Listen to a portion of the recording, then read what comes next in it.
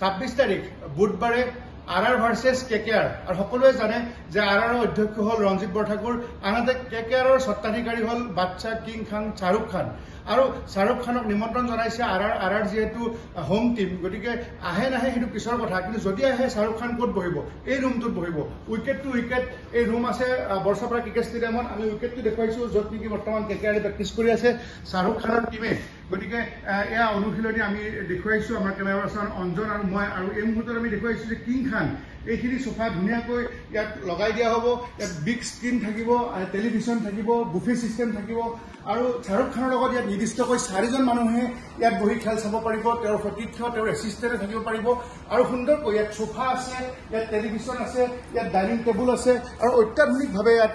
মানে সাজু কৰি তুলিছে আৰু শাহৰুখ খানে একেবাৰে উইকেট টু উইকেট মই পোনে পোনে যদি দেখুৱাওঁ তেখেতে ইয়াৰ পৰা উইকেট টু উইকেট এই খেল চাব পাৰিব আৰু বিশ্লেষণ কৰিব পাৰিব বলাৰৰ যিটো তেওঁলোকৰ ইনচুইং আউটচুইং বা স্পীড সকলোখিনি তেখেতে অধ্যয়ন কৰিব পাৰিব আৰু উপভোগ কৰিব পাৰিব আৰু এটা কথা মই তলৰ গেলেৰীখিনি দেখুৱাব বিচাৰিছোঁ যোৱাবাৰ যেতিয়া পাঞ্জাৱ কিংছ 11ৰ স্বত্বাধিকাৰী প্ৰীতি জিন্টা আহিছিলে মই দেখুৱাই দিছোঁ আঙুলিৰে এই ঠাইত বহিছিলে প্ৰীতি জিন্টা আৰু তেখেতৰ কাৰণে এইটো এক্সক্লুচিভলি এইটো ৰুম আছিলে ইয়াত বহিছিলে ইয়াৰ পৰা ওলাই গৈছিলে বাহিৰত ওলাই যোৱা দৰ্জাখন মই এবাৰ দেখুৱাইছোঁ এইফালেৰে প্ৰীতি জিন্টা ওলাই গৈছিলে এক্সক্লুচিভলি কেৱল নিউজ 18 অসম নৰ্থ ইষ্টত এইফালেৰে ওলাই গৈ ইয়াত বহিছিলে প্ৰীতি জিন্টাই ইয়াত বহি ইয়াত খেল চাইছিলে আৰু তাৰপিছত প্ৰীতি জিন্টাই কিছু লোকৰ সৈতে অটোগ্ৰাফ দিয়াৰ পিছত আকৌ তেখেতে ভিতৰলৈ সোমাই আহিছে সোমাই আহি এয়া সোফাত তেখেতে এনেধৰণে আৰু কিছু ব্যয়বহুল সোফা আনিব অহা কাইলৈ মঙলবাৰে আৰু বুধবাৰে খেল হ'ব সন্ধিয়া 7:30 বজাত RR ভাৰ্চেছ KKR আৰু ইয়াতে তেখেতৰ কাৰণে এনেধৰণে কফি টেবুল আছে তেখেতৰ কাৰণে বুফে চিষ্টেম আছে তেখেতৰ কাৰণে টেলিভিছনৰ দুখন ডাঙৰ স্ক্ৰীণ আছে টেলিভিছন আছে আৰু ইয়াত 4জন বহিব পাৰিব AC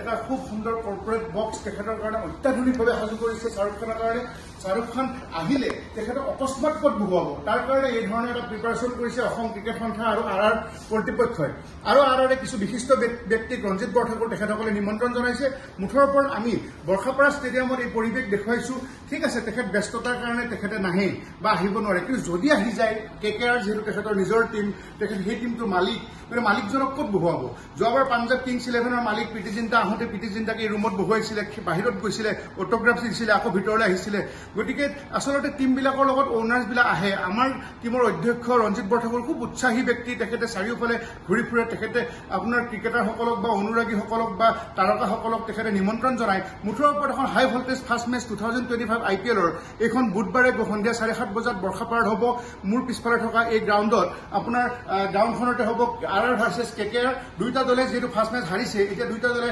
জিকিবৰ কাৰণে আপ্ৰাণ চেষ্টা চলাব তাৰপিছত 30 তাৰিখে MS ধোনী থকা CSK ভাৰ্চেছ RR খেল হ'ব গতিকে এই মুহূৰ্তত নিউজ 18 অসম নৰ্থ ইষ্টৰ দৰ্শক আমি যিহেতু সকলো all total A to Z news দেখুৱাই আহিছোঁ সেইকাৰণে আমি শাহৰুখ খান কিং বাদশা আৰু এয়া যিগৰাকী বলিউডৰ তাৰকা তেওঁ KKR অ'নাৰ যোৱাবাৰ ডিফেণ্ডিং চেম্পিয়নৰ মালিক শাহৰুখ খান কোনটো ৰুমত থাকিব এই ৰুমৰ সবিশেষ আমাৰ দৰ্শক আমি জনাইছোঁ ধন্যবাদ।